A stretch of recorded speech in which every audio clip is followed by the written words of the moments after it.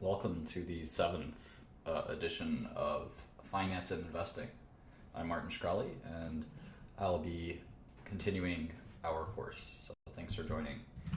It's 8 o'clock Eastern here in New York, and I wanted to start this lesson off a little bit differently. I was reading this book. Called No Bull by Michael Steinhardt. Let me see if I can zoom that in. Michael Steinhardt was probably one of the most successful hedge fund managers ever. He was mostly a stock investor, and he existed mostly in the 70s, 80s, and I guess early 90s. So a lot of you probably weren't around. I wasn't around, I know that, when he was a major investor. He was one of the early hedge funds, way before the hedge funds we have today that are, some of them are even public companies, etc. So in any event, I've never read this book. I've had it for a long time. I started reading it, and I know some people that worked for Michael and so forth. One of my friends refers to this book as All Bull, not No Bull. But be that as it may, Michael was still one of the greatest investors of all time. In fact, there's a college here in New York called NYU that has one of its schools named after him. It's the Steinhardt School of Ed. So in any event, when I was reading the book, Steinhardt actually gives his home address when he grew up, where he grew up in Brooklyn, and this is where it was 72nd Street or so. Yeah, here it is, 72nd Street on Bay Parkway. And if you look at his house, I think this is fun. Here is his home.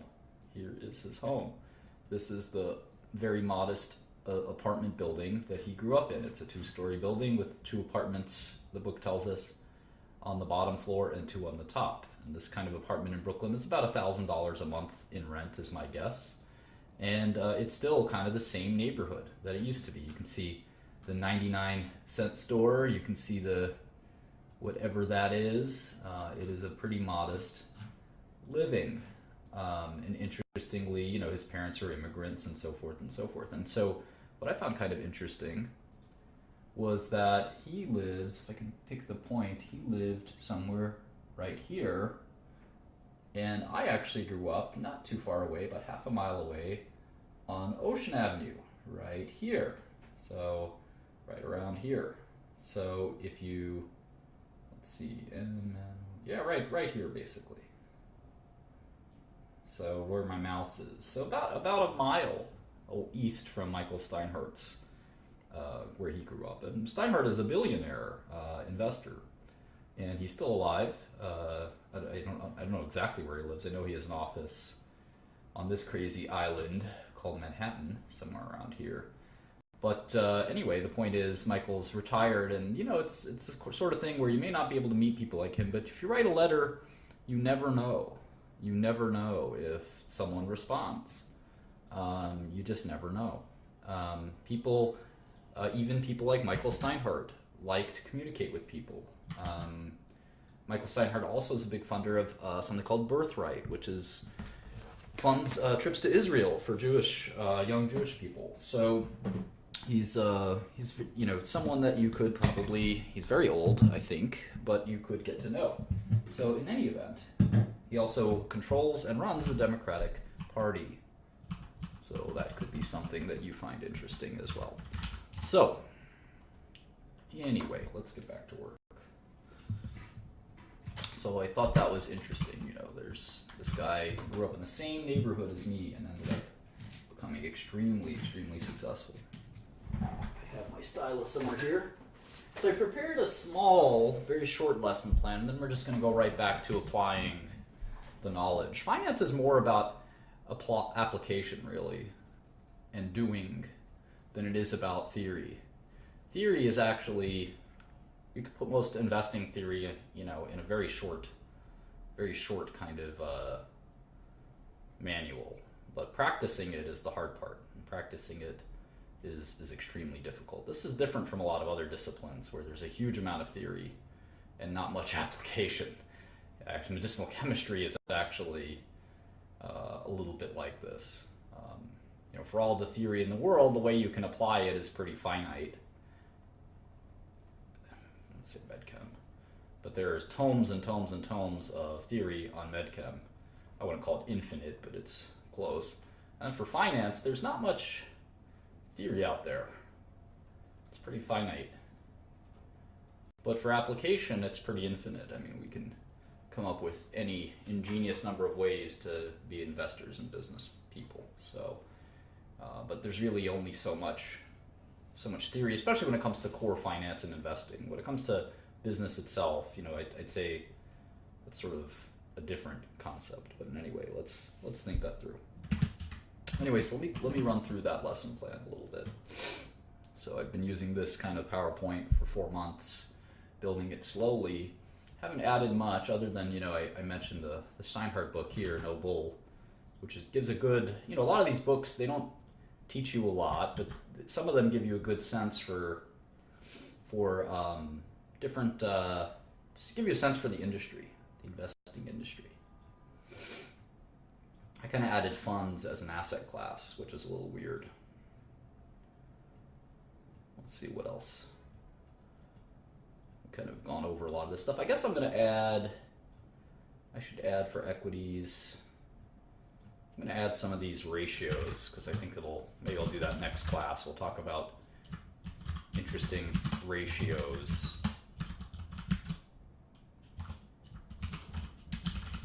That I've learned over the years and what they mean exactly. We'll talk all about that. So here I'm on the markets and portfolio section, which I just created recently, and we're going to talk more and more about actual markets. And we've talked about a bunch of this stuff. I added this section where I mentioned that there's no such thing as an investor who would prefer to wait years for his investment to work, even if that investor is a so-called long-term investor. I hear often people say, I want to wait years for my investment to work. That doesn't make any sense. You want your stocks to go up as soon as possible, as much as possible. That's sort of the nature of how the math works.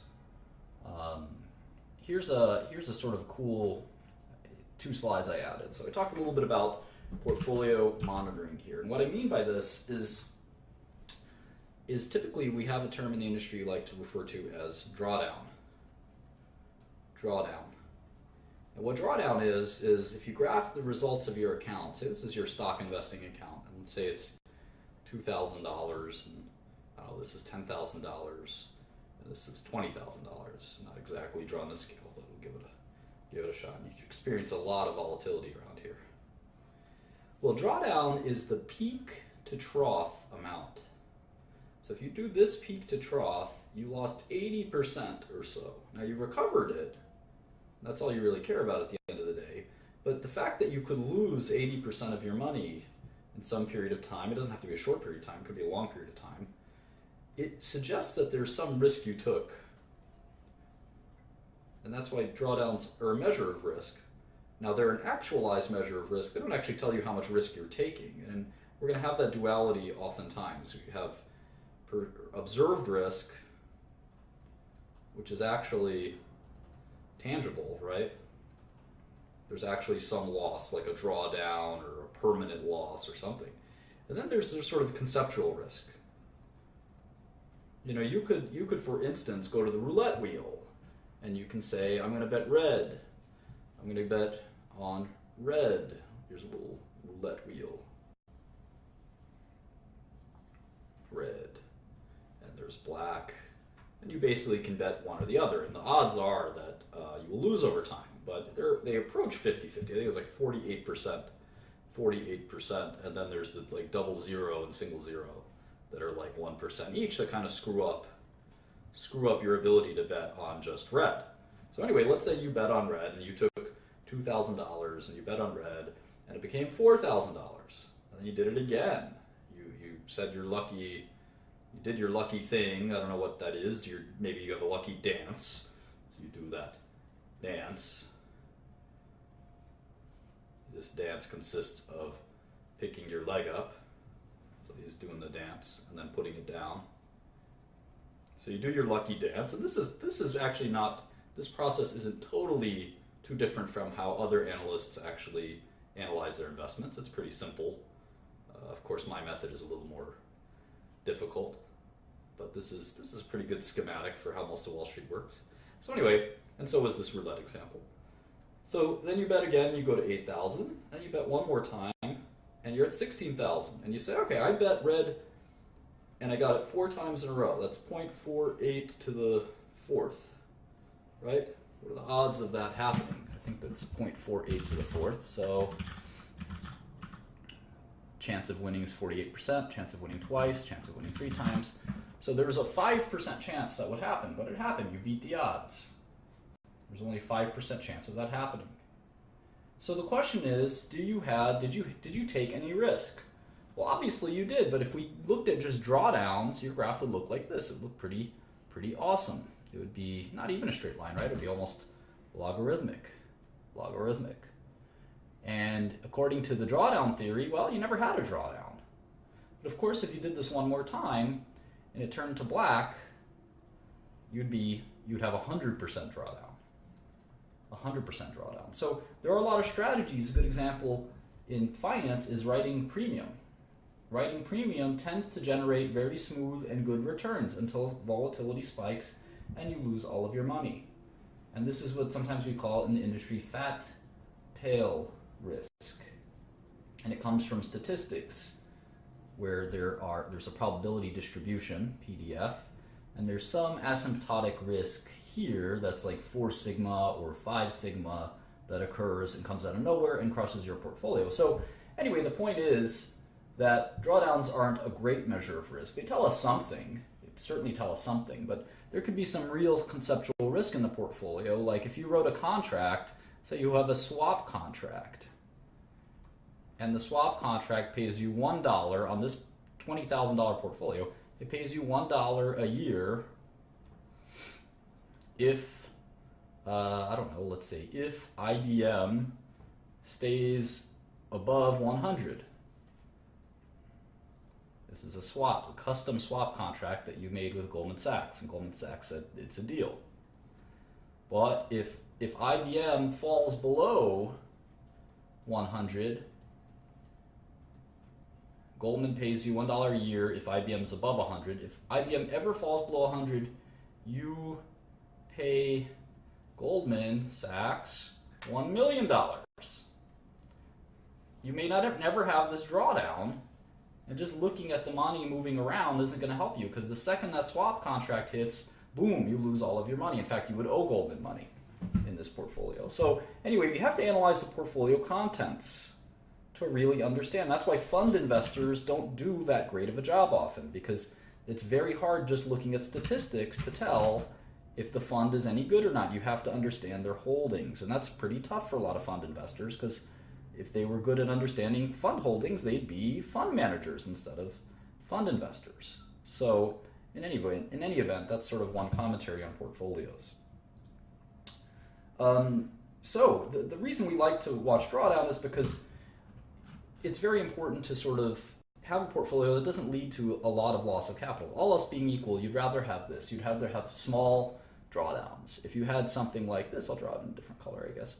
If you had something like this, at any given moment in time on these troughs, you may have an exacerbated trough. I mean, who's to say that this trough, the fact that you could have this, say, 50% trough, who's to say if conditions were slightly different?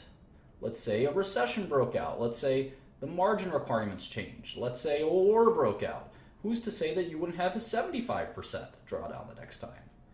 And you might have a crisis of confidence down 75%. You may say, I'm going to take all my money out, or I need this money. You definitely don't want these losses, even if you think they'll be temporary.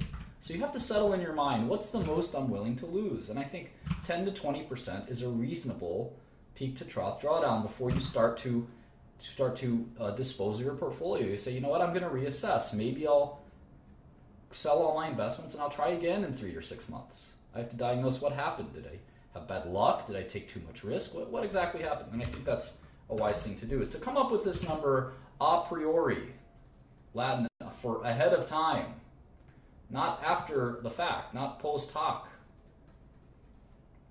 You don't want to be in the middle of the drawdown, down 20%, and then say, gee, you know, let me just get a little bit more. I'll sell down 30%. Before you know it, you're down 80%. You don't do that. You have to have the rule and stick to the rule. And I find that helps quite a bit. And then you have the same thing for an individual stock, just one stock. You say, you know what, if I'm down 50% ever on a stock, I'm going to sell because I probably got it wrong. Now, some people double down. I know Warren Buffett's a big fan of doubling down. And you have to decide, are you the kind of investor that doubles down when you're losing money? Or are you the kind of investor that cuts their losses? And there's an age-old debate on which is the right thing to do. Nobody's really sure. Nobody's really sure. But one thing that's reasonable is a concentration rule. You say no investment will be, in my portfolio, no investment will be more than 10% of my capital. So that way I know that I can't lose more than 10%. And if you have this rule, your drawdowns will naturally be smaller. Your returns may also be smaller. But it doesn't guarantee you from having having good returns or having low risk. You could have a lot of risk. In fact, the more positions that you have, this is kind of an interesting idea. Let's call number of positions NPOS, number of positions. As number of positions, as NPOS approaches infinity, and let's call this portfolio return PR, PR will approach the market return. That makes sense because the number of positions you have approaches infinity, the more your portfolio looks like an index. It looks like the S&P 500. Now, of course, you could have a better weighting. You could say, well, the stock market likes Apple the most because it's 10% of the S&P 500, but in my portfolio, I've got Apple as 1%, and I'm long alarms.com or whatever that stock was as 10%. So you can have different holdings that make your portfolio much different from the S&P, but anyway, there's a few ways to look at that. Here's a sample portfolio I made up. This is $100 million. Say you inherited the money or earned it after you maybe started 2 or 3 drug companies that were very successful. And you decided to invest in tech stocks. And you decided that these tech stocks, you'd have a portfolio. And as you can see in this portfolio, there's no stock more than 7%. So it's a reasonably good portfolio in the sense that I don't have a 50% bet on something or something like that. So I have AT&T, or Microsoft is my biggest investment. Microsoft. And can someone tell me how much money I have in Microsoft? This is a $100 million portfolio, and 7% of it is in Microsoft. I have 6% in IBM. I've got 5% in Facebook. How much dollars do I have in Microsoft? Oracle, I've got 5%. No, not 70,000, 7 million. I have $7 million in Microsoft. I have $6 million in IBM. And when I add it all up, these are my longs. These are stocks that I own and I'm betting will go up. The total I've got, according to this portfolio, is $44 million of stocks I own. $44,500,000. And the portfolio is $100 million. So my long, we call this long exposure. Long exposure is 44.5%, which I think is a good amount. The same thing applies on the short side. We have a bunch of stocks we're short. We're short AT&T, Apple, Amazon, etc. And there's about 45 million. The short exposure is 45%. So the total gross exposure, the gross exposure is the amount of money I have invested in the stock market. And that is, we express it as a percentage, it's 89.5%, or $89 million. This could be 130% if we use leverage. We can have $130 million in the stock market, even though our account is only worth $100 million, because we could easily borrow $30 million from our broker. I don't recommend leverage. The net exposure is close to zero. It's actually slightly negative, it's 0.5%. And I really like low net exposure because it means that if the market goes up, my longs and my shorts will, if the market goes up, my longs will go up, but my shorts will go up too. So I'll lose money. I'll lose money on my short stocks, but I'll make money probably on my long stocks. There might be a few lucky short stocks that actually go down even though the stock market's going up. They're always like that. But in general, most stocks will go up, and I'll probably lose money on my shorts. If you're a really good short seller, you make money on both. Now, if the market tanks and it may do that soon, I'll lose money on my longs, but I'll make a ton of money in my shorts. And so that way I'm covered no matter what happens to the stock market, because I can't really predict what's going to happen in the stock market, and I don't think the stock market goes up over long periods of time. So I like having a net exposure that's close to zero, because there's plenty of companies out there that I know are worthless. So I have plenty of options to choose from on the shorts. So in any event, that's sort of the way I look at the stock market and portfolios and stuff like that. So I'll save this, and you're happy to open that file. It's in the shared drive. I put all of these files in the shared drive. I recently uploaded all of our models. But the key to coming up with a good portfolio is coming up with good stock picks. And it's easier said than done. And you can see that it's a painstaking amount of work, and I'm showing you how to do it, and it's slow and it's tedious, but you know what? I think it's not such a bad thing to do it this way. So anyway, let's look at Alphabet, which I guess is Google. And I can go ahead and go to the SEC website. Now I know they're now kind of going through. Coke Zero is asking, is there a reason the size of your short positions are the same as your longs? Coke Zero is one of my favorites here. He's probably a key part of our chat. Well, I think if you have really good short selling ability, you're not taking excess risk by shorting a stock that is a large percentage of your portfolio. I know the common knowledge is not to do that, but I don't think that's accurate, and the reasons for that are kind of intense and maybe not a good idea to go through right here. So anyway, Google is not going to report earnings anymore. Alphabet is the new company. So we're going to have to sort of change these models around a little bit. So let's see. Google is still the stock. It's $725 dollars a share. Now what's really important is just because it has the highest stock price of all does not, as you can see, does not mean it's the most valuable company. Apple is much more valuable. I remember my dad used to think that just because the stock price is higher, that means the company is more valuable than another company. And what did my dad not know? My dad's a great guy, but he might not be a stock market genius. What was he missing? What was he missing?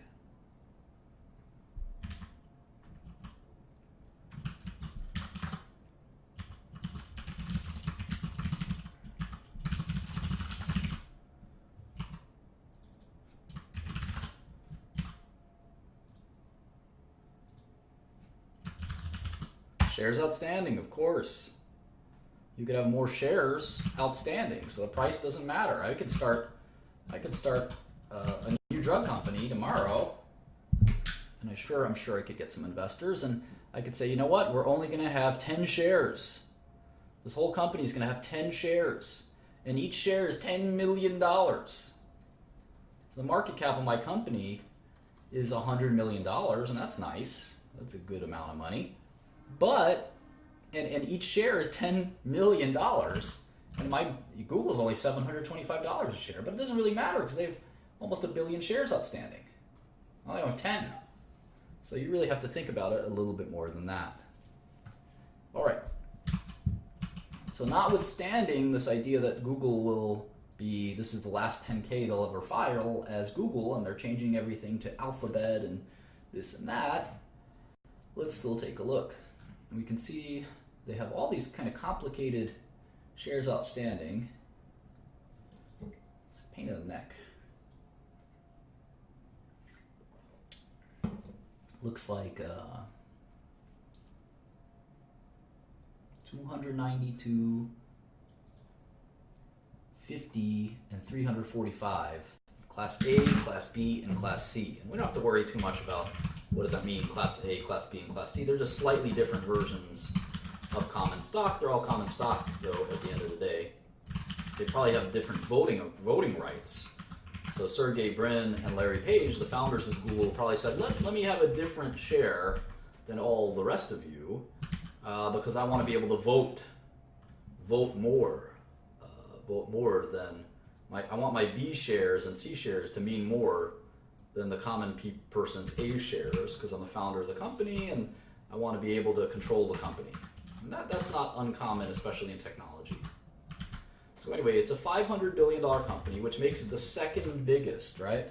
The second biggest company we've looked at next to Apple. And I wonder how much cash they have. I wonder what their earnings ratios are. I'm curious about all this stuff. It fascinates me. So let's take a look.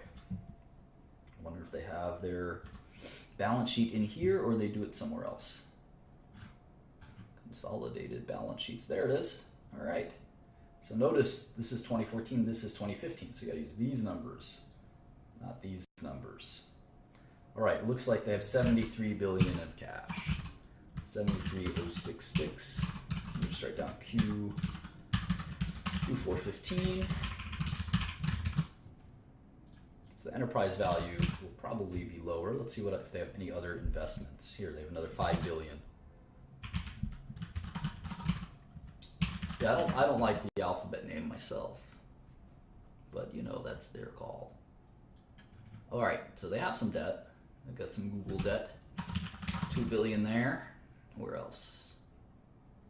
Short-term debt, another 3 billion. All right, so not much debt, mostly cash. So they're like Apple. They've got this massive amount of cash, and they're waiting to buy something. But I guess they find the startups too expensive. The Snapchats and the who else? The cool little startups that are out there. And but you know, between them, Microsoft, Facebook, and Apple, there's how much is that? 300 billion of cash just sitting there, not doing anything. These companies don't need that cash. And they can borrow probably double that.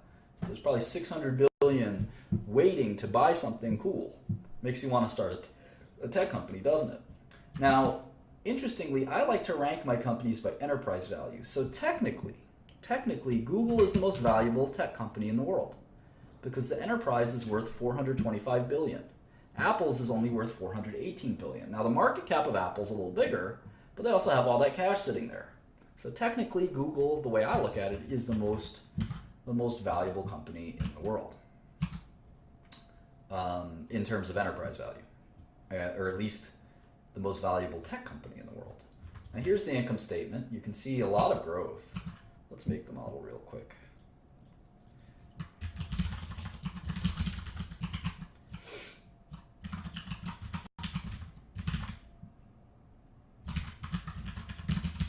You can see a ton of growth. Revenue went from 55 billion to 66 billion to 74 billion. And those are all ads.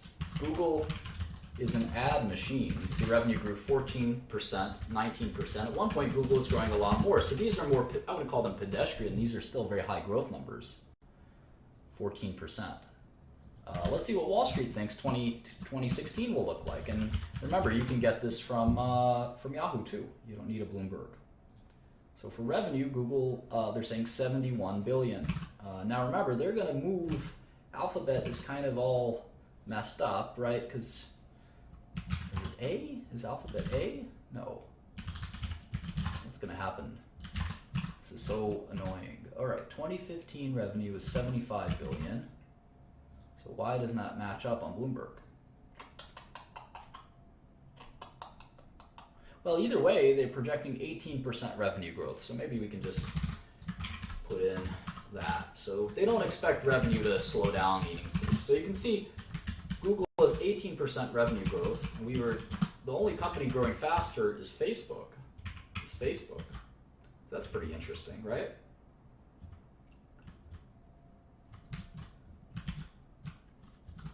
So let's keep going here. Cost of revenue, R&D, etc. You can see their income is about 20 billion. That's their EBITDA, earnings before interest, taxes, depreciation, and amortization. And you can see their earnings are about 15 billion. 16 billion. So what's that? How many times earnings is that? If I have 16 billion, that is 26 times earnings. 16 billion. So maybe next year they'll do 17 billion. Just put in some placeholders.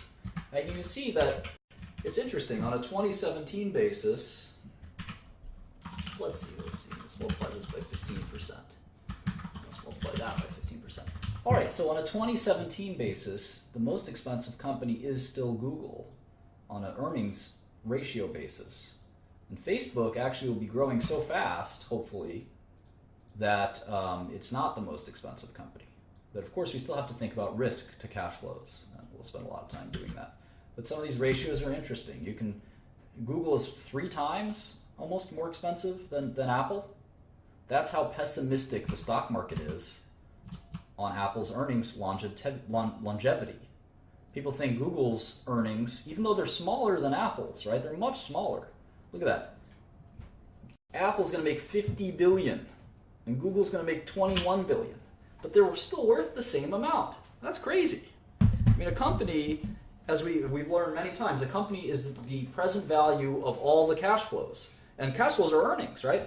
So the fact that Apple is earning more money than Google and Microsoft combined. Look at that. For 2017, they'll earn more money than Apple and Microsoft combined. But it's still about half of that size of a company. It's still about half. Or in other words, Apple is worth just about as much as Google and Microsoft, even though it's out-earning them by double. That's because people think these earnings are not going to last. Some point in 2018, let's say, Apple's earnings are going to drop. Say they'll drop by 10%. But Google will still grow. And Microsoft will still grow. And Facebook will still grow by a lot. And if you keep extending this theory that Apple has peaked, eventually these cash flows will converge. 2020 earnings. And you can see now the differences aren't so significant. In fact, if Facebook keeps growing at the pace they're growing, Facebook may have the most earnings in 2020. How about that? And that's why they're all kind of neck and neck. They're all neck and neck. And each move they make will determine the future and their stock price. For instance, Apple may come out with a great new product, and then their earnings multiple will go up because there'll be more confidence. There'll be more confidence. And now it's not the multiple that's going up, it's just the value of the company that's going up. And remember, the value of the company is the discounted sum of cash flows. So if there's more confidence that instead of it going from 53 to 48 to 43 to 38, that instead it's going to actually start going up 50 to 53 to 56 to 58 to 64 to 70, then I guarantee you the value of the company will go even more. But I think people are worried because Apple's only product, their major product, is the iPhone. And iPhone sales, as you can see, of these 4 companies, who has the lowest growth? This is revenue growth. Revenue growth. It's got the lowest growth. So there's already signs showing that Apple has peaked, whereas none of these other companies are showing signs of peaked.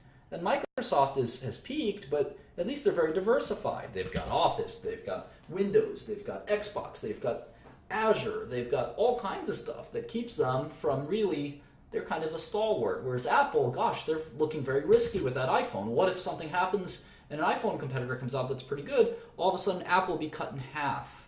So Apple has a diversification problem and a growth problem, whereas Microsoft has a growth problem, but they're very diversified.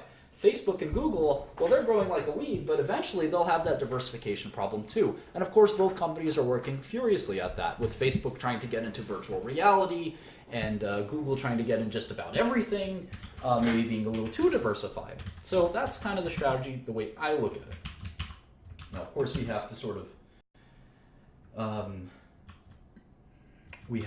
of go into all of this in more detail, and we learn about their business model when we do that, right? That's the cool thing, going through these numbers. Now you can see their cash flow is actually a little bit better. Well, I don't know. If you exclude the DNA, it's about equal to net income, as the quick eyeball will tell us. And so the best way to do the annuals, as I've told you a few times, is to actually go to the 8K.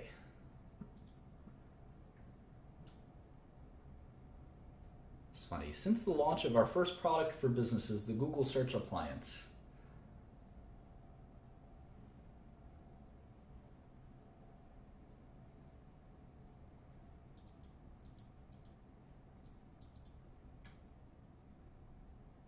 Bebop.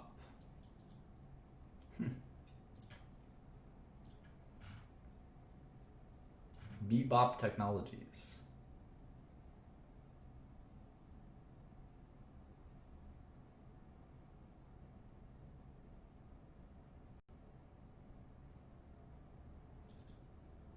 John Doerr will replace Diane on the audit committee. John Doerr is a legendary Silicon Valley venture capitalist. All right, so here's the 8K. So weird. Here's the third quarter, but I don't see the Q4 8K. What a pain. What a pain. I'll tell you what, maybe I'll go to Google Investor Relations. Sometimes that'll help. Alphabet Investor Relations. I like their website, abc.xyz. It's kind of funny, isn't it?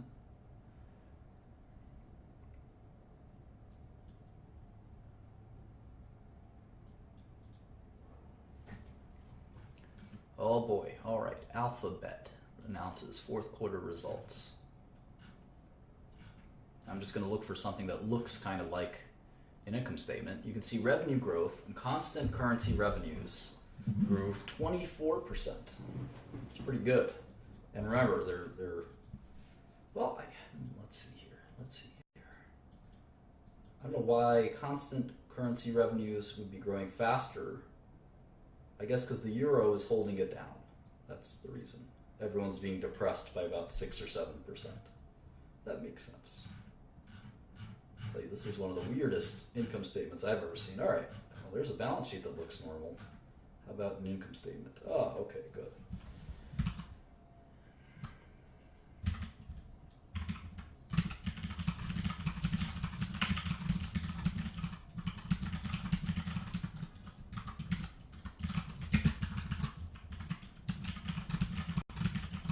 All right, let's do this. I wonder what Google's margins are like, right? I mean, in fact, maybe we'll make that column here, gross margins. Gross margins. Let's fill that out real quick. What's Apple's gross margin? I think it's 40%. Let's check it.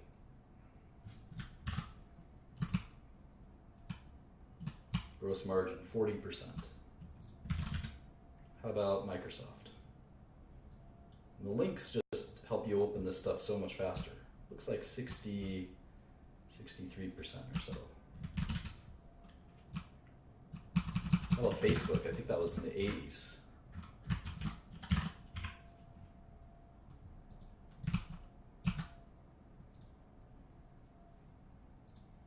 $86. Wow. They have almost no cost. That's like a pharmaceutical company gross margins. Crazy. But IBM is really low gross margins, if I recall correctly. Oh, maybe not that low, 52 or 50. 50. So Apple's got the lowest gross margins. That's not uncommon because they're a hardware company. Hardware companies, you got to actually make stuff, right? Whereas IBM, Microsoft, Facebook, you're selling software, and there's actually no stuff to sell. It's all electronic. So anyway, let's look at Google. 21,329 revenues. They do the revenue, the columns backwards, right? Usually you have 2015 here and 2014 here, so it's a little backwards. All right, so gross margin is 62% for Google. 62%. That means for every dollar of goods they sell, they have 62 cents of profit. That's almost the same as Microsoft. You can see these are all pretty high margin companies. Even Apple, for a hardware company, 40% isn't bad. Right, so there's cost of goods sold, gross profit. Now, of course, our favorite lines. You can see every company in America has got the same kind of lines. Research and development, sales and marketing, general administrative, research and development, your new products. Even retail companies have product development costs. Obviously, something like a retailer or a restaurant company is not going to have research and development. McDonald's doesn't have research and development, or at least they don't have much of it. Sales and marketing is a more important line for a lot of companies, and general administrative is just their workforce. These, in total, we call these operating costs. When you subtract that from gross margin, we call that operating profit. When you subtract it from gross profit. and we can actually get the operating margin, which is pretty important. Operating margin. And that's just operating profit divided by revenue. You can see it's about 30%. And so I'm going to make that as a column. Google's operating margin is 30%. I wonder what Microsoft's or Apple's is. Apple is about 30% as well. How about Microsoft and Facebook? You can think of operating margin as what's left over after all of your business costs are deducted. So for Microsoft, it's 28 cents on the dollar. So 28 cents of revenue. You can see that all of these businesses have roughly the same margin. After the $1 revenue comes in, they have about 30 cents left after all of their business costs are deducted. Facebook, let's see Facebook. There's not even a line. Operating margin. It's a little higher, at least in that quarter. Wow, 57%. Facebook's really, really profitable.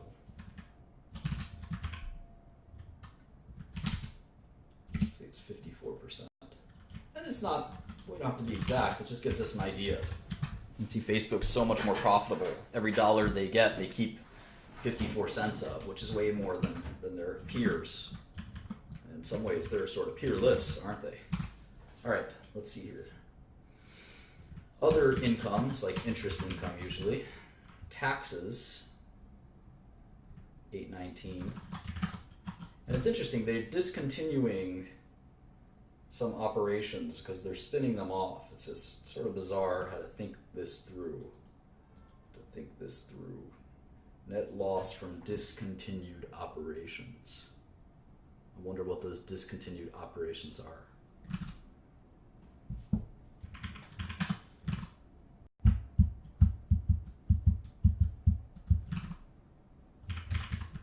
And I'm sort of mixing and matching the years, so that's why there's errors here. Let's do this again. 1572. Again, they have this sort of backwards 2014, 2015. It's a little annoying. Much better. 4923. How many shares outstanding? They don't want to tell us. Fine. I don't need EPS anyway. I focus on net income.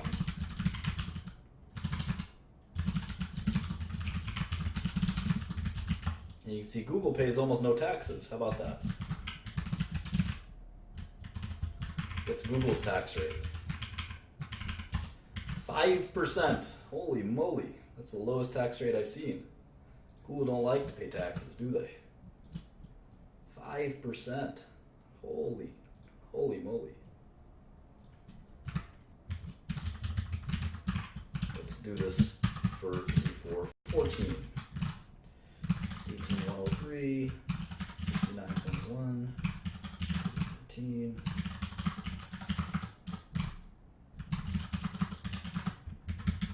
Well, that was looks like it was an anomalous year. They were paying 18% taxes for Q4 14. And again, this net loss from discontinued operations kind of freaks me out a little bit. I wonder what that means. Irrespective, that's that. So how about GAAP to non-GAAP? Looks like substantial differences here. Mostly probably on stock-based compensation though, so. Here's the shares amount, 697.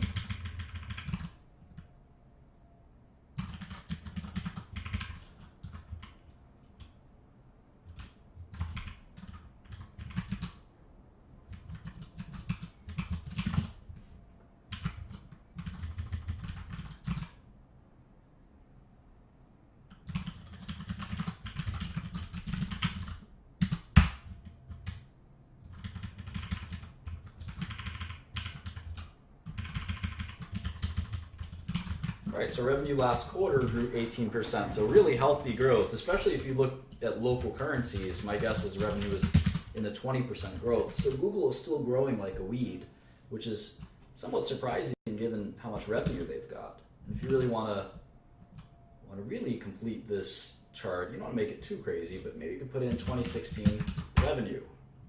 2016 revenue. And for Google, we're expecting 88 billion. 88,487. I'd be curious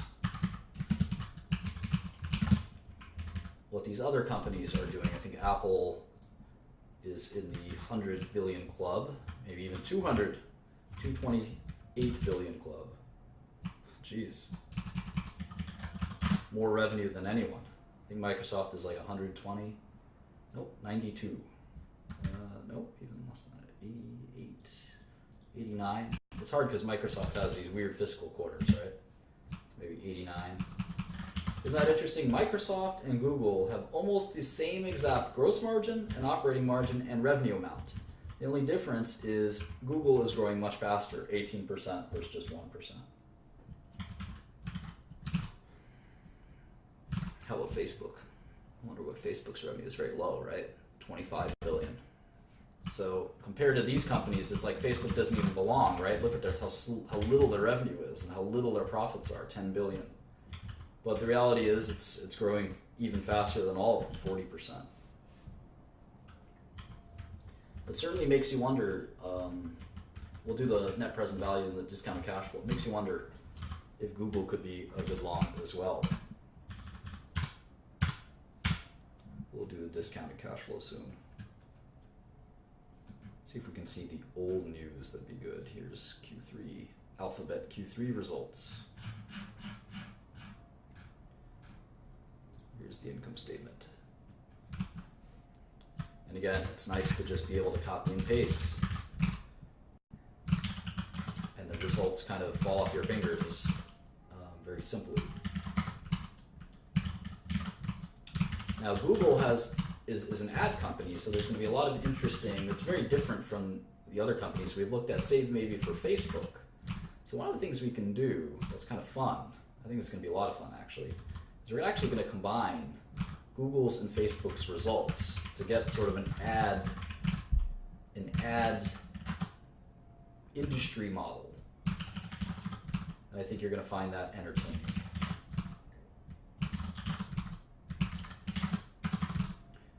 So the question is ad revenue growing in total? Are they taking ad revenue away from traditional ads like TV and radio? Obviously the answer is yes, but the question is how much, and at what point have they cannibalized the entire ad system? Or are there going to even be TV ads anymore? It's a serious question, right? Let's move this up here, kind of like revenue first, gross margin second.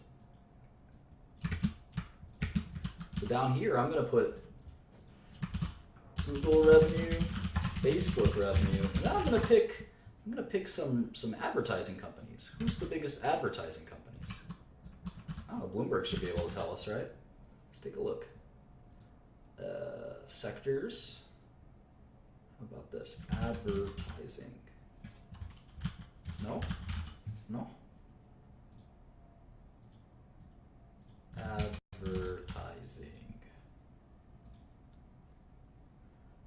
It's hard to figure out who sells ads exactly, right? WPP and Omnicom are the two big ones I know.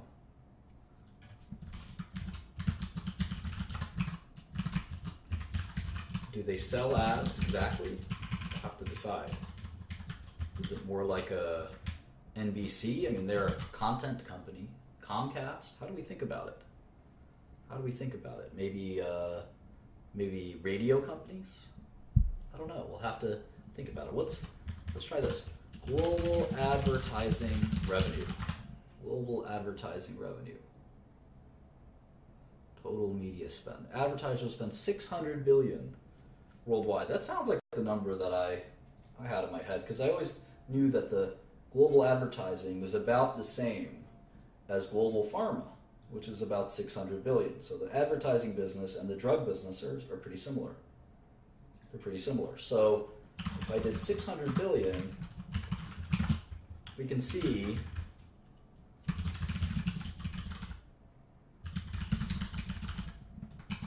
we can see that Google has already got 15% market share of all global advertising. And so what you can't realistically forecast, global ad revenue is probably not going to change very much. So they can't get over, right? They couldn't get over 100% of this. So their theoretical limit on revenue is 600 billion. They probably couldn't even get half of it, right? And in many businesses, most companies don't want to, of course, Google wants to dominate this business and have 100% of the business, but because there's alternatives, they're typically, it's hard to get more than 15% market share, or 20 or 30% market share. You really have to dominate the business completely. So that's going to give us an interesting way to limit the amount of revenue they can make. And I think for Facebook, they're looking at 25. So in sum, if you just took the sort of two biggest internet companies, they're already at 20% roughly of ad revenue. Now, if we did WPP, let me just do Omnicom. Omnicom revenue is 15 billion. So it's smaller. And WPP, may have to translate from pounds. The revenue is 12 billion pounds, and a pound is times 1.4, so let's see, 12, it's about the same as WPP, Omnicom. 1.4, yeah, it's 17 billion. So if we add all of these guys, I mean, Google's got so much more revenue, but we can only account for, at least with public companies, 24%. 24% of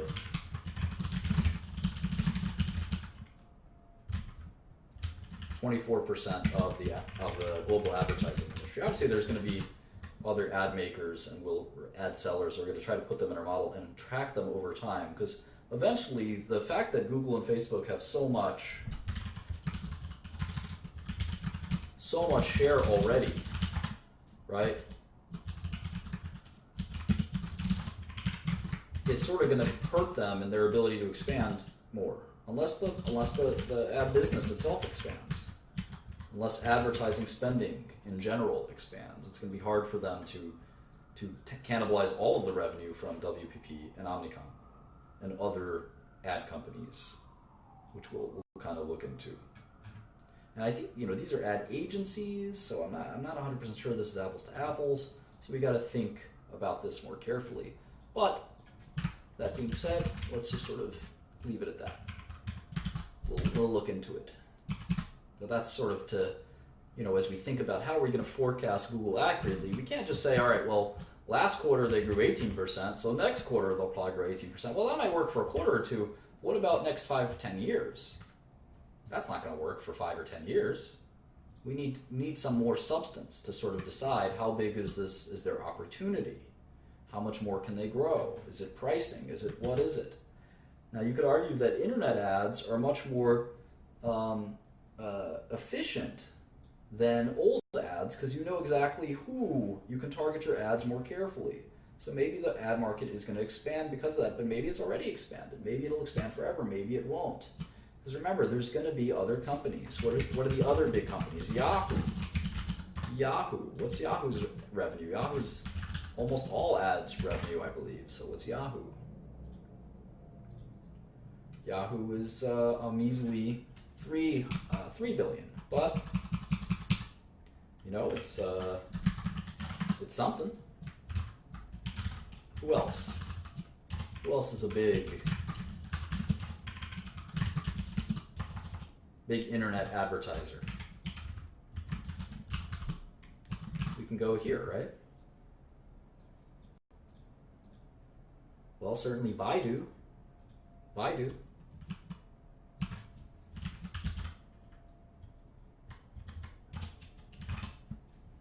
Sure, people use Yahoo Finance, which is a good example. CNY.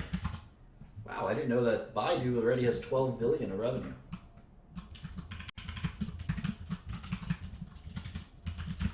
People use Yahoo Mail. People use all kinds of things. I know Microsoft has a bunch of ad revenue, and we can actually, at one point, Microsoft even disclosed how much they have, so we can actually look at that. It's roughly 12 billion for Baidu. All right, so it looks like these internet guys we're tracking, internet share, it's about 22%. 22%. Just these 4 companies. There's more companies than that. There's way more companies than that. So if we add all this up,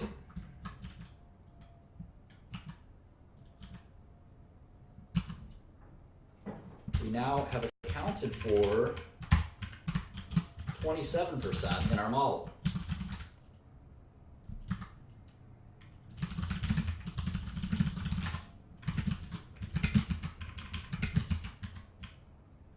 And I'm sure we can do that with a few more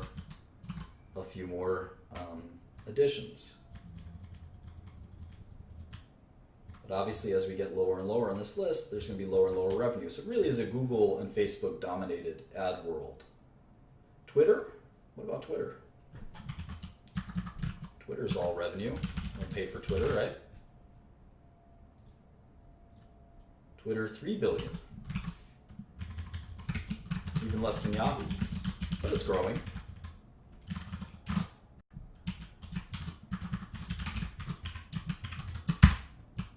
So there you go. So anyway, we're going to have to learn the ad business if we're going to learn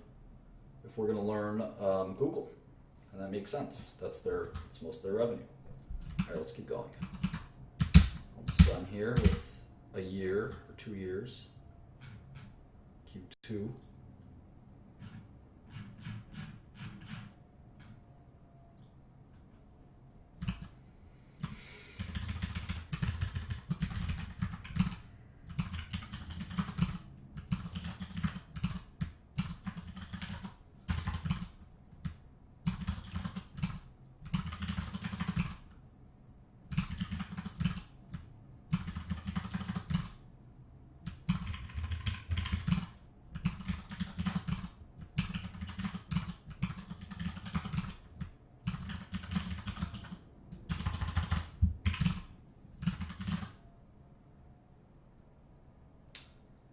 Did I just overwrite this? I shouldn't have done that.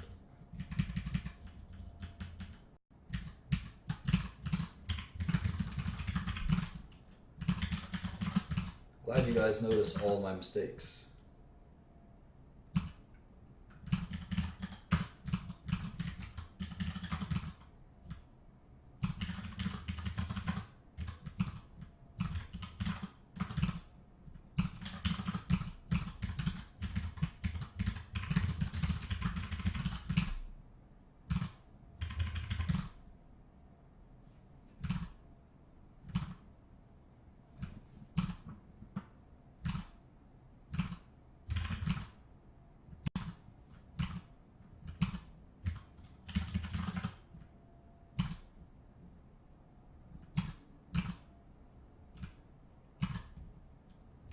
Great.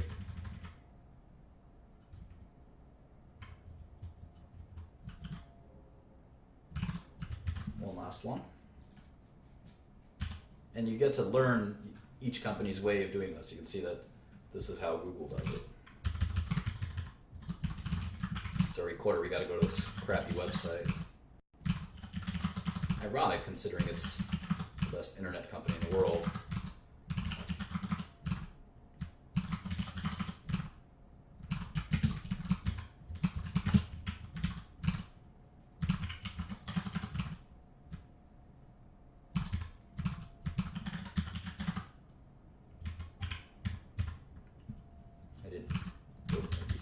To the Q2, I missed something. Shares outstanding.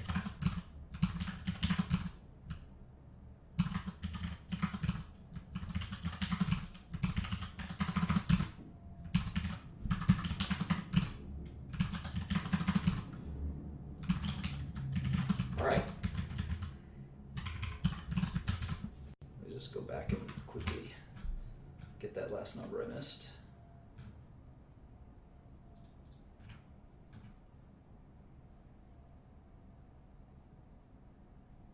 put it?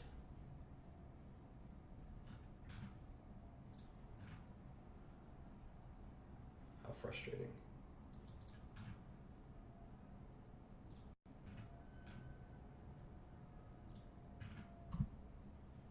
And I'm imagining not 100% of Google's revenue is ads, right? They're starting to sell other things, web services.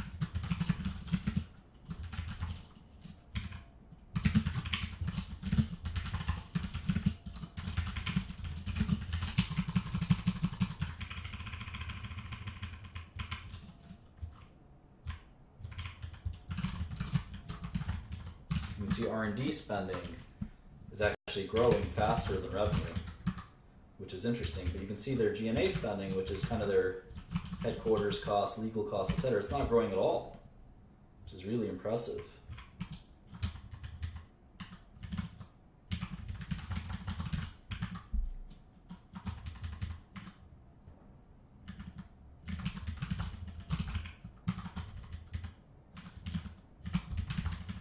They're spending a lot of their money on those advanced projects, or whatever it is.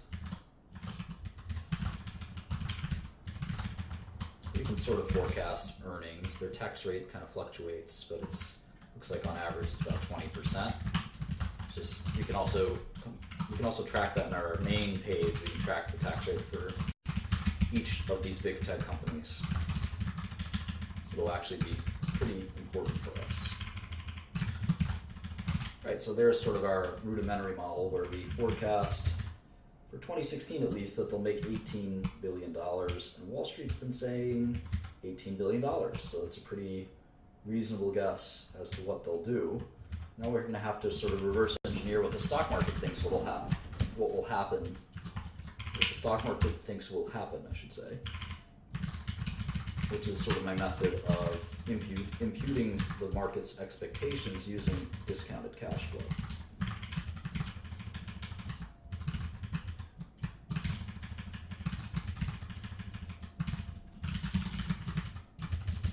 So let's see, if Google grows, say 10% for some odd amount of time, and we assume that global advertising revenue doesn't really grow because these big things like this don't typically grow. Like pharma revenue hasn't grown that much, is a good example.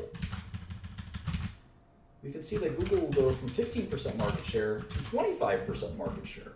And it becomes less and less credible, right, that they can keep growing at that rate, because eventually they've just taken over the entire world advertising business. And we know that there'll always need to be some TV ads, some radio ads, some billboard ads. They can't have it all. So at some point, this starts to get a little silly. How much more can they grow? Maybe they can grow in their web services and stuff like that, but after a while, I don't see them. It's not really possible that they can take over the entire advertising world. It doesn't make sense. And sometimes the market does stupid things, and it does it a lot, in fact. And I'll give you an example. When I was a kid, I was just starting to work on the stock market, and the company called Nokia. There was a company called Nokia, and they had such high margins. They had such high market cap that you could actually predict that they would sell a phone to everyone in the world, or something to that extent. And the point is, you can actually deduce these as mathematically impossible. it's not really mathematically possible for a company like Nokia to do that. And so Nokia was a great short in truth. And true to that point, Nokia has been as a company that's gone from a $200 billion company to a $20 billion company. Anyway, here's some rudimentary forecasts. Yeah, web services, we'll have to look into that. Yeah, Apple may be like Nokia, that's right. And that's why the market is so skeptical. The market's really skeptical of Apple. Also, tax rates. These companies don't pay any taxes, and they do a lot of foreign business, but foreign taxes are high too. So if tax loopholes are closed by, say, a Bernie Sanders or Hillary Clinton, all these companies will suffer quite a bit.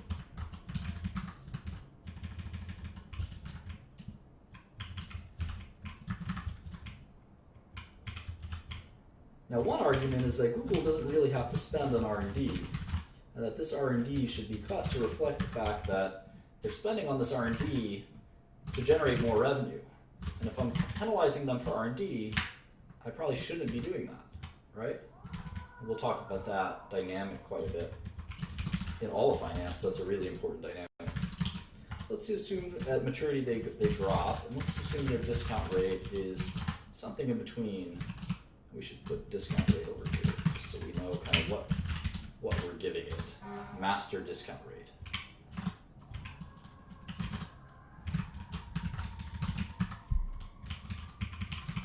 So let's assume it's 6%. Actually, I could just link it like this. So now we can get an NPV.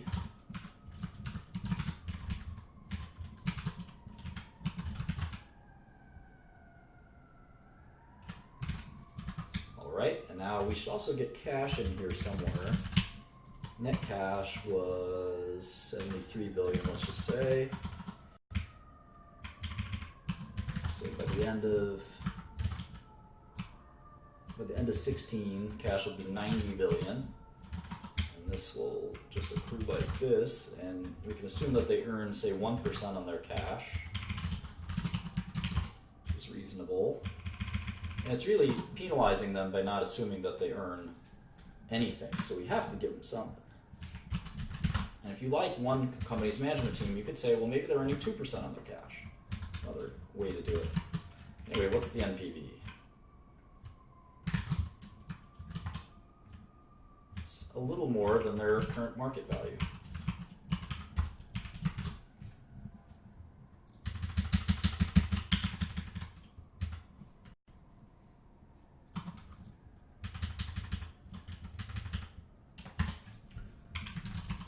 Excel has this bug where sometimes if you calculate numbers, it resets it to 10 decimal points. I gotta call Bill Gates and tell him to fix that. All right, so we get about 1147 versus the current stock price of 725, which is a nice return, 58%. 58% return. That's also assuming they can grow this revenue. That's pretty modest assumptions, but I guess the bigger question is, can they hold it? Can they hold it over time? Not so much are they there, they're there, but the question is, will they shrink? So if I wanted to reverse engineer this until I get the market's expectations, let me do that. What if they start shrinking? Well, then I get roughly the current market price. They started to shrink.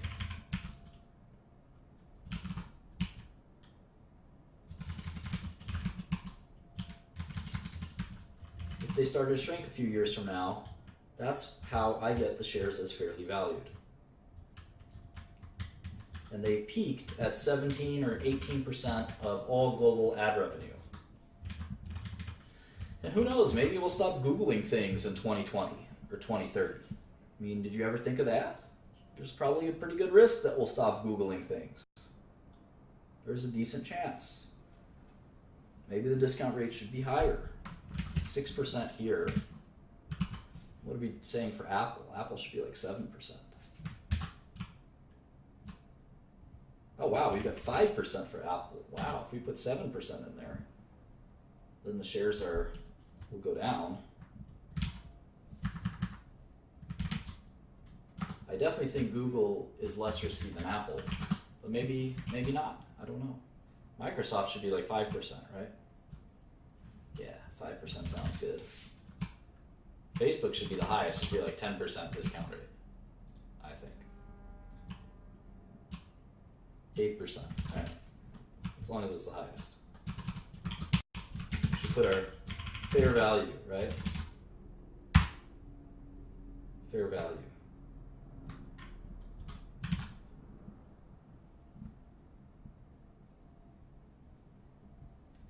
So that's a quick, fun look at Google. We hadn't, again, we can't make decisions too quickly, but we have to familiarize ourselves with the company, set up some basic models, and then maybe when we see a huge undervalue or overvalued, I mean, we only looked at 4 stocks. None of them really jump out. They all have serious problems. The only one that kind of looked really attractive to me was Microsoft, just because it's really a strong portfolio of tech, and I'm impressed at how quickly they grew Azure, for instance. Kind of out of nowhere, to be honest. Facebook is very intriguing because they haven't monetized they really haven't monetized their users. So I could see Facebook kind of doubling, but it's still very risky. Social networks tend to flame out. How about Amazon? Let's do Amazon super fast.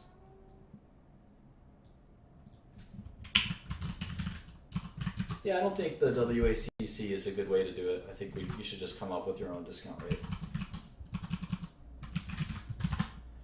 Amazon, $559.47 a share. These tech companies don't like splitting their stocks. Trying to be like Buffett, but you ain't.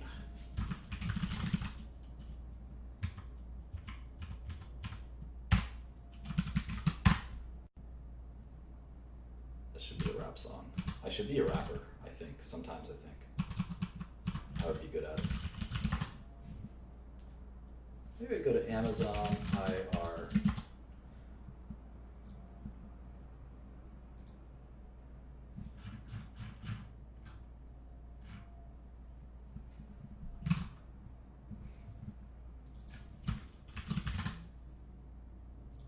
Weighted average cost of capital. It's a way to determine a discount rate, but I think it's faulty. I would not recommend it. The concepts that arise from WACC or WACC it's a good sort of conceptually, but it uses beta, which I think is not really a good way to do it. And then it sort of evades the concept that there could be some companies that are really have very, very little risk and bear no resemblance to things like equity risk premium and stuff like that. That's a little. It's not, I wouldn't take it beyond, it's just sort of not a good way to learn it. So there's Amazon's revenue, total revenue of 35. Well, they want us to look at 2 lines of revenue. So they have their retail business, product sales, and then they have their Amazon Web Services, I guess, services sales. So revenue is about $35 billion a quarter.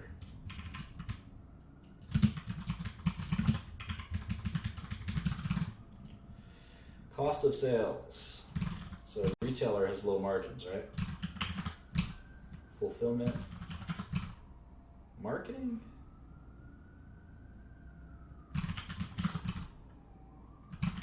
Technology and content. G&A.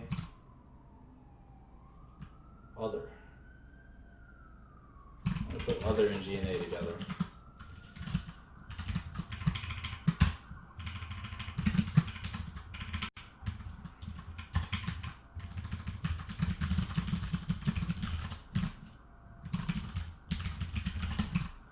Fulfillment.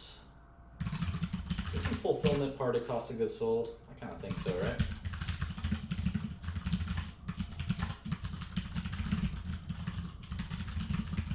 Should I put it in as part of cost of goods sold? I think so.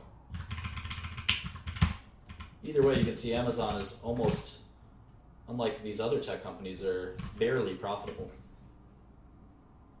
And this is going to be the really interesting dynamic, you'll see.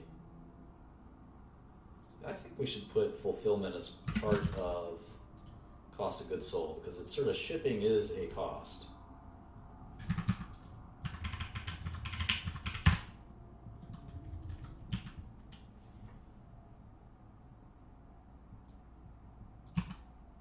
Right, you can see that Amazon has the lowest margins of all, 36 billion in revenue and only 1 billion in income, and that's because they're a retailer. But they're not just a retailer; they obviously have the Amazon Web Services too.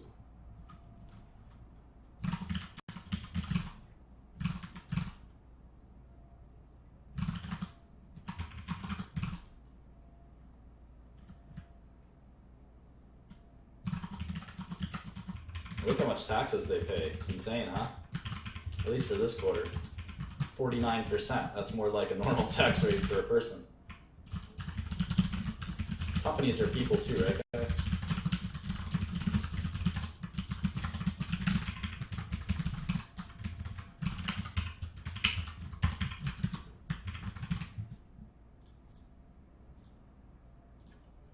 I'm gonna play some League of Legends after this, and maybe I'm gonna drink a beer. Yeah. So let's do their gross margin and stuff like that. Gross margin, look how low their gross margin is. 19%, that's actually not terrible for a retailer. It's about average. But compared to their peers, it's by far the lowest margins, right? By far. How about operating margin? They're like barely break even. It's barely a business. And they've been around so long. Operating income, 1 billion. 35 billion. I don't need to be a mathematician. No, that's about 3%.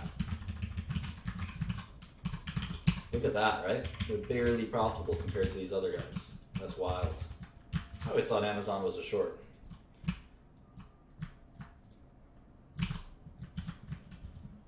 We'll look at the balance sheet in a second. How about last quarter?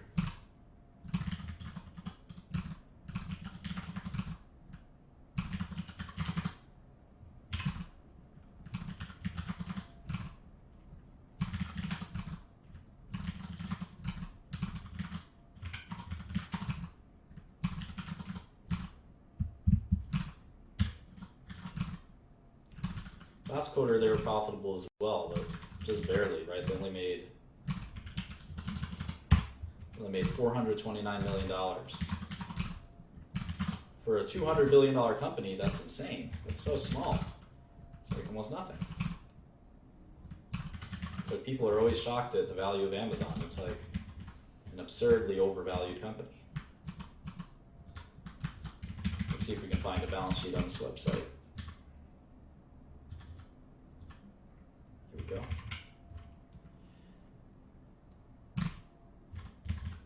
Cash.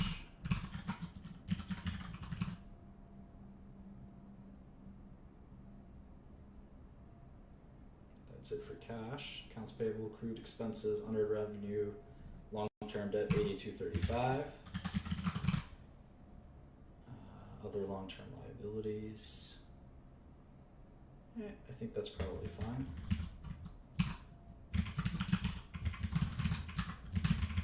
How about shares?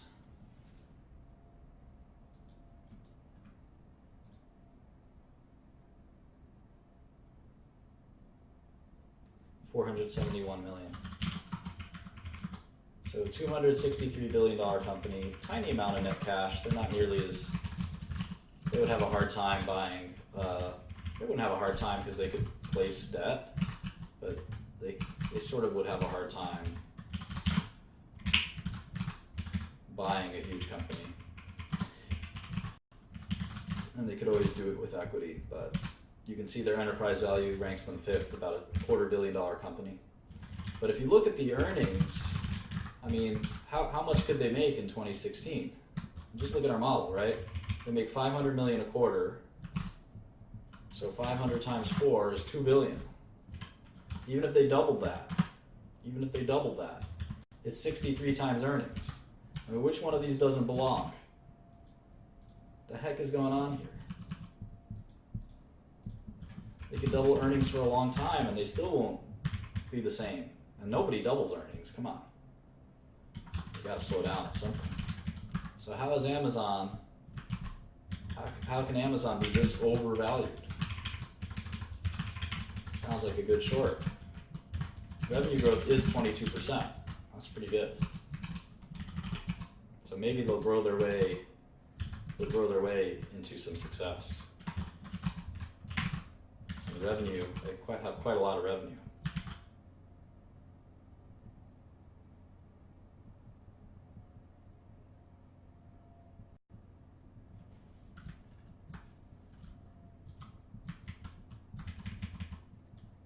So we got to think pretty hard about Amazon. It seems overvalued. And it's good to look at, that's why it's good to look at so many companies, because you say, of these 5, I'm only invest in one. Which one is the very best bargain? For the growth, right? There's two kind of things we look at if we have to summarize investing in sort of two discrete things. What would they be? I said one of them. Growth, sort of cash flows. And what's number 2?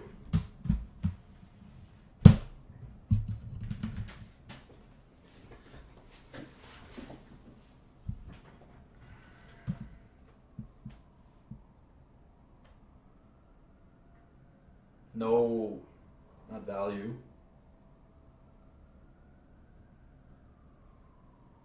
Value is how we look at thing number 1 and thing number 2. Yeah, sort of predictability is a good, there's a better word for predictability.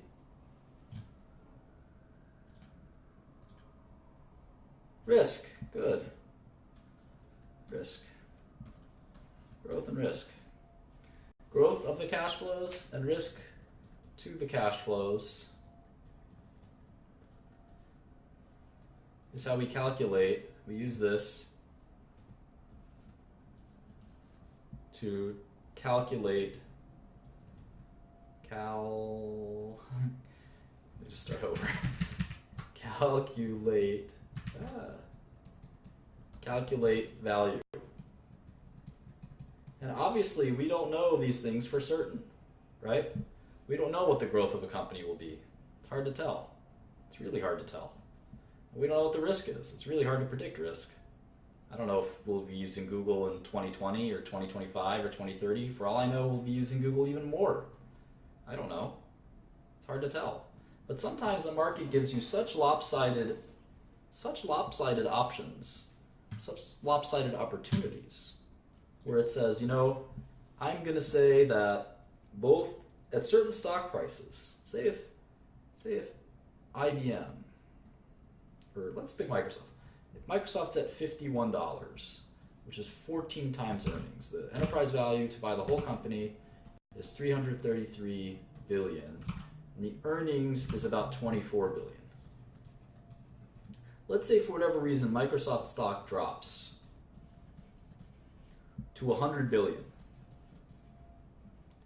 You would have an unprecedented opportunity to buy the shares, assuming no change has occurred in their business. Now, obviously, if the stock dropped 75%,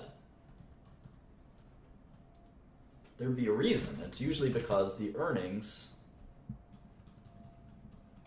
there'd be something that was impacting the earnings. The earnings would drop. But let's say this was a special situation where you had an option to buy Microsoft stock at 70% off, 66 to 75% off. This would be an unprecedented opportunity. You would get your money back in 5 years.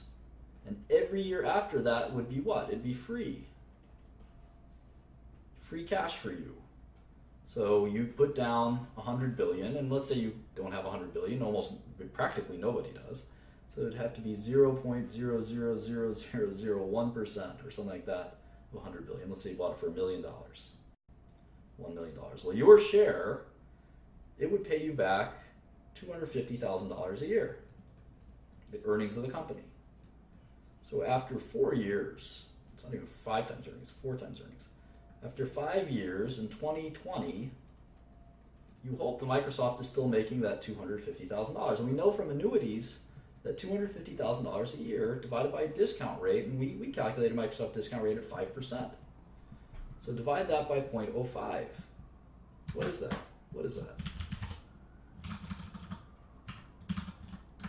$5 million. So you made 5 times your money. from 1 million to 5 million. And sometimes the markets give you these opportunities, especially if there's some crazy news or something like that, that temporarily people start getting scared and you say, you know what, I still think they're going to make 24 billion. Or maybe it's not 24 million, maybe it just goes down to 20 billion. That's still a bargain. That's still a bargain. So you got to think that through. You got to think through these opportunities. So anyway, there's about 5 minutes left. I want to take some questions. We're not going to finish Amazon today, but maybe Chipotle is a good example of a company that's got a problem right now, but maybe their stock will be cheap because of that problem. And their earnings will be just fine 5 or 10 years from now, and you'll get a good bargain. I'll take some questions.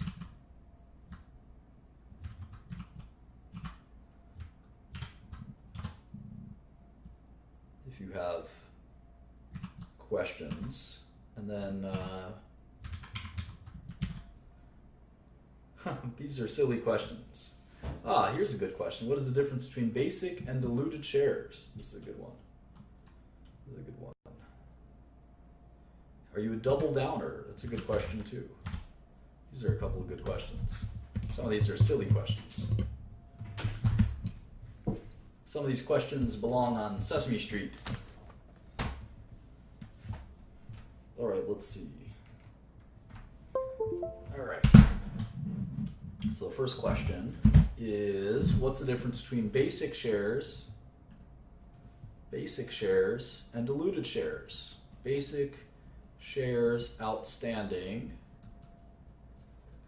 and diluted shares outstanding. This is pretty simple.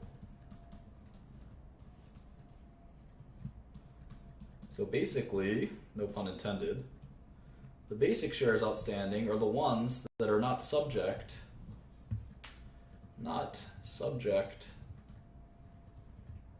to an event. So these are the shares outstanding that the investors own. The diluted shares outstanding include shares that could be converted, shares that are convertible upon certain events.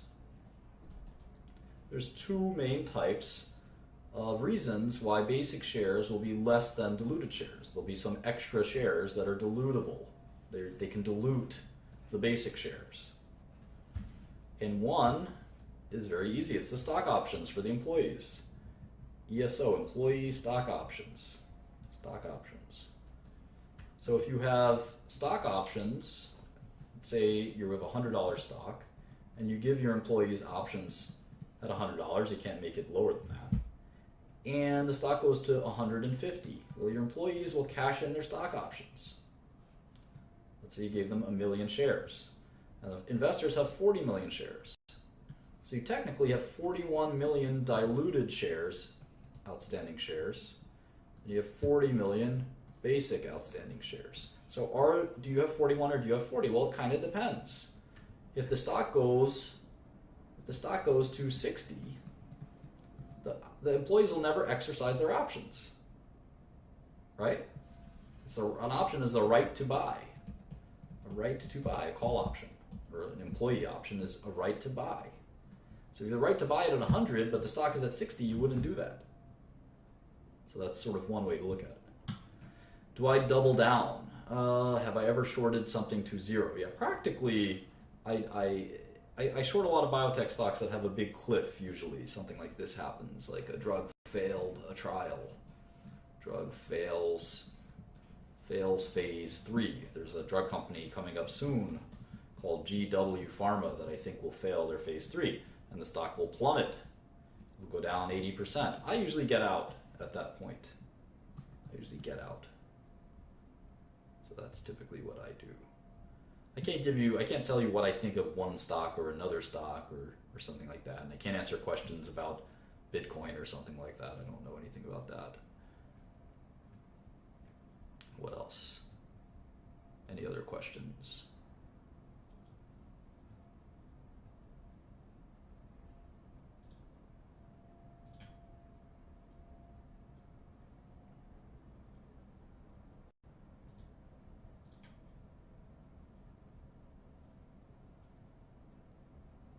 I don't know why Amazon trades at such a high PE. I think we'll find out. I think people think that they could raise their prices.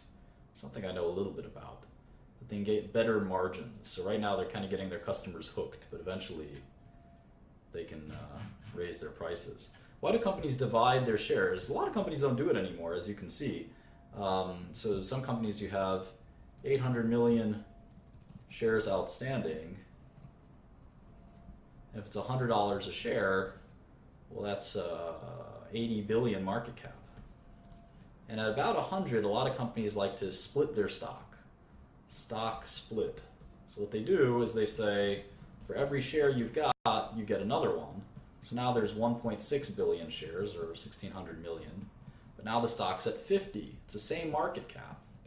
And the idea is that it makes it a little easier for people to trade in 50 increments instead of, if the stock were to go up, $200 or $725 a share if you're Google. $725 a share. So if you wanted one share, it's $725. And that's a big increment to trade in. Now, this is Wall Street. You know, we deal with large amounts of money, so it really doesn't make a difference. But for your tiny account, if you have $5,000, it's pretty hard to buy.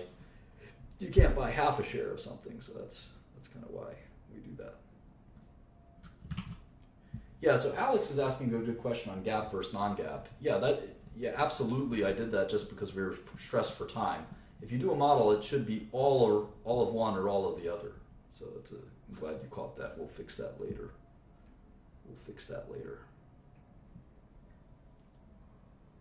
Do you personally think that hiding revenue in offshore banks to pay less in taxes is, lack for a better term, fair? No, I don't think it's fair. It's illegal, I believe. You can go to jail for that. I don't encourage anyone to do that. Now, companies do have tax. Most companies have a tax group whose goal is to lower their tax exposure. Wouldn't we all be nice to have 10 or 20 people calculating how you can avoid taxes? That would be great. And they're usually very successful. You can see these companies usually pay 10 to 20% in taxes. All right, well, this has been about 90 minutes, so I'm going to sign off now. Maybe I'll address so-called technical analysis later, and how I think it's a mirage. Technical analysis. I don't think it's a reasonable or real thing. It's sort of been replaced by quantitative analysis.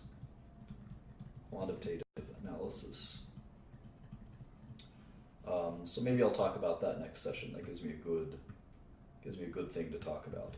All right, have a good one, guys. I'll see you maybe tomorrow, maybe the day after that. Bye, everyone.